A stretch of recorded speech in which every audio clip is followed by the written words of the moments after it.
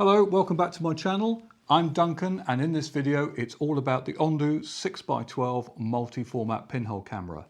I'm going to demonstrate its features, evaluate its design and show you some sample images.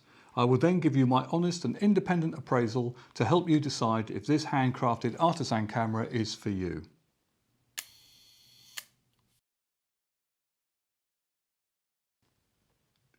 Before we start, I'd like to mention that this is not actually my camera, it's on loan. Not from Ondu though, or any other agency with a vested interest for that matter.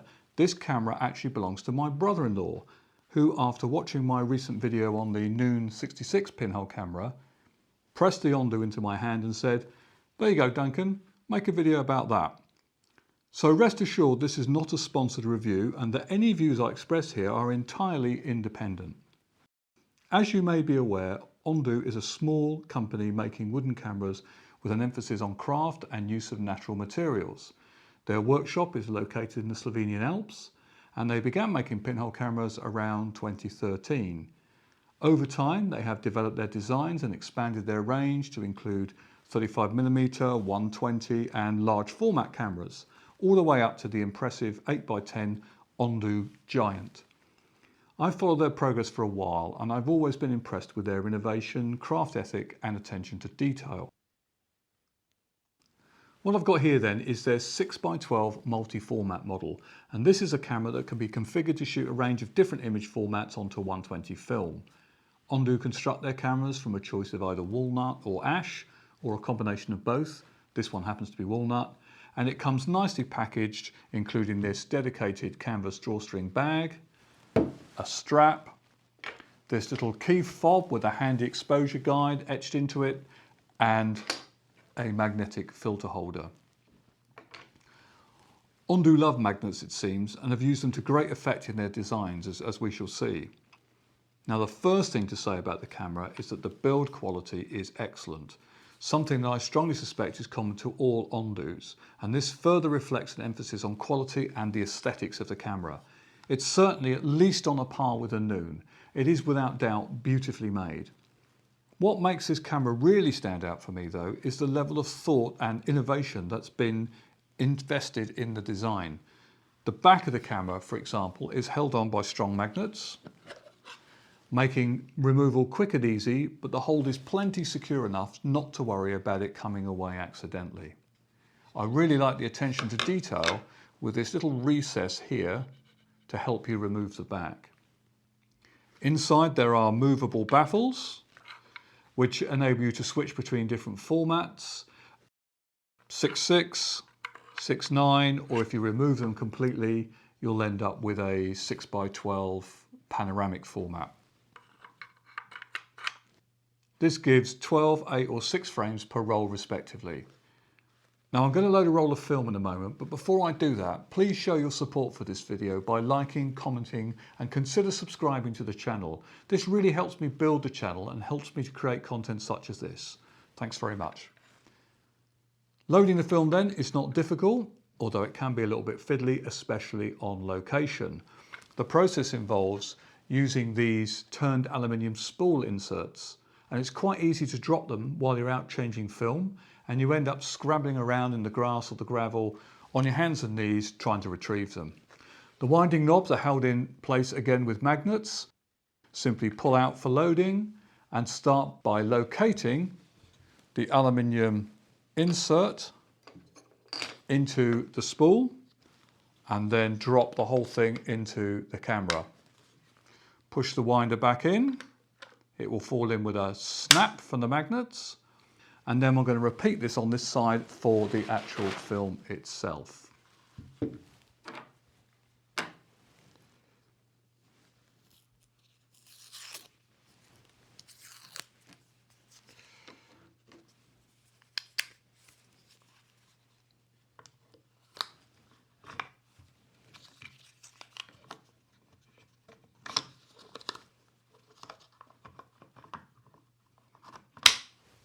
Then draw the paper backing across and tuck into the take-up spool. Once you feel that the paper has caught, then replace the back. Now the really clever bit of this design is the use of the magnets on the winders, because this ensures that the film is always under tension. You may recall that one of my criticisms of the Noon was that if the film was left in the camera for any length of time, there was a danger that it would begin to slacken on its spools. And this can lead to light leaks and edge fogging when unloading. No such worries with this camera though. That's a big bonus, I really like that. What's not quite so pleasing though is the frame inspection window. Now I like the fact that it has a sliding cover and that the formats are clearly marked. But I have found that the red glass is quite dense and it can be really difficult to read the numbers, especially with some contemporary film stocks such as Ilford and the Kentmere that I'm using here, where the printing on the backing paper is not always that intense. The other beef I have with the window is that using the same numbers for 6.6 and 6.12 means that when using 6.12, the first frame number needs to be set to 2. Consequently, the final process roll has an excess of blank film before the first frame and potentially a slightly cropped last frame. If I was to use this camera for any great length of time, I think I would try and figure out the optimum point at which to set the film back from the frame number for 6.12 to avoid this. It's not really a big deal though, and I accept that I am probably being a bit pedantic here. One final point about the frame window though is I've gotten into the habit of putting a bit of camera tape over the reference window that I'm not using. This is because I set out to shoot some 6.6 and then I wasn't concentrating and I started reading numbers off of 6.9 and I only got 8 shots instead of 12 on my roll. Bit annoying, my bad, but I think it's worth mentioning all the same. So the camera has some sight lines on the top here and on the sides to help you with composition, and it has a spirit level in the top as well. The shutter mechanism is a sliding mechanism here, which again is aided by magnets, and this is much improved shutter design over the kind of paddle shutter that we have on the Noon, and goes some way to addressing the problem of controlling short exposure times and avoiding camera shake. Although I wouldn't say this has been entirely negated.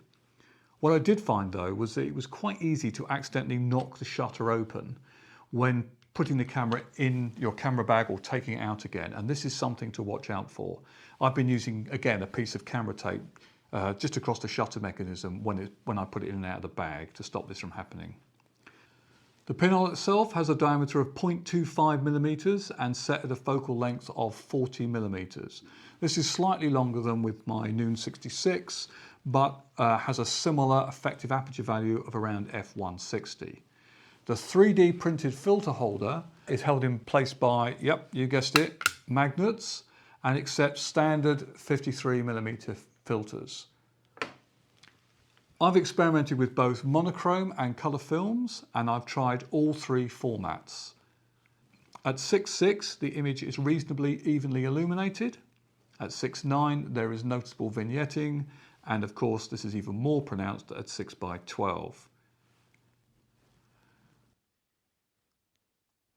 Image quality is pretty much as you'd expect, and I've had 0 issues with light leaks. All in all, this is a very satisfying camera to work with, and I'm in no hurry to pass it back to my brother-in-law just yet. So I suppose the obvious question for me would be, is this a better camera than my Noon 66? Well, clearly from a design point of view, the answer has to be yes.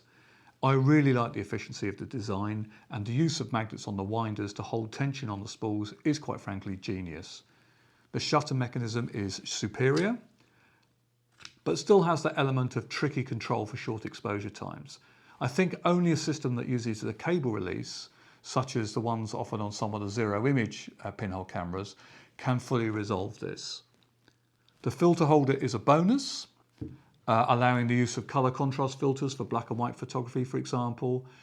The big plus for me though is the ability to use a neutral density filter with colour negative, because this goes some way to solving the problem of shooting faster film in good light and having manageable exposure times. Using this ND x4 and 200 ISO film gave me between 5 and 8 seconds in full sunlight. Without the filter I'd be struggling to control somewhere between 0.8 and 1.5 seconds, and that would be really, really difficult. If, however, we ask the question, does this camera give better quality images than the Noon? Well, I think the answer is probably no. In pinhole photography, image quality is all about the pinhole itself. And in this department, there isn't really any difference. In fact, I believe that the direct equivalent Noon 120 multi-format camera uses a slightly smaller pinhole and might actually give marginally more definition. So should you get an Ondu then? Well, whilst I'm really happy with my Noon for the time being, I really like this camera and I can strongly recommend it, and by implication any camera from the Ondu stable. In fact, after working with this camera, I have actually now bought my own Ondu, this 4x5 Rise, and this is something that I'm intending to review pretty soon.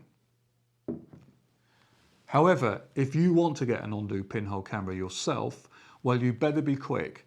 Ondu announced recently that they've stopped production of their pinhole cameras for the foreseeable future. I think to concentrate on their other developments, primarily I suspect their large format field camera. Now, there is a groovy camera.